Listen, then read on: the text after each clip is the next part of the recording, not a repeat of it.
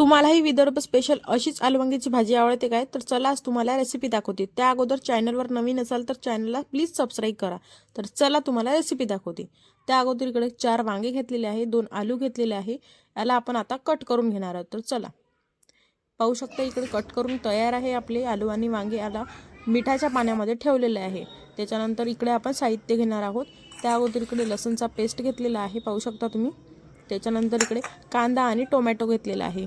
त्याच्यानंतर इकडे कढई ठेवलेली आहे, कढईमध्ये तेल टाकलं, तेल तपलं की लगेच आपण मोहरी घालणार आहोत। त्यानंतर मोहरी तडतडली की जिरं घालणार आहोत। जिरे छान झाले की कांदा घालणार आहोत लगेच। त्याच्यानंतर लसूणचा पेस्ट घालणार आहोत।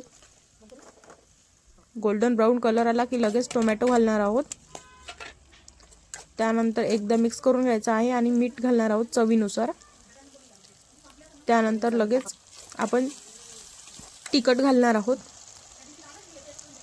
चवीनुसार। त्यानंतर अर्धा चम्मच हळद, कस्तुरी मेथी, धने पावडर, अर्धा चम्मच हिंग घालणार आहोत। पूर्ण मिक्स करून घ्यायचं आहे अशा प्रकारे। त्यानंतर आलू वांगे घालणार आहोत आपण, पाहू शकता तुम्ही, आणि पूर्ण मिक्स करून घ्यायचं आहे एकजीव। आणि याला 5 मिनिटं तरी झाकून ठेवायचं आहे।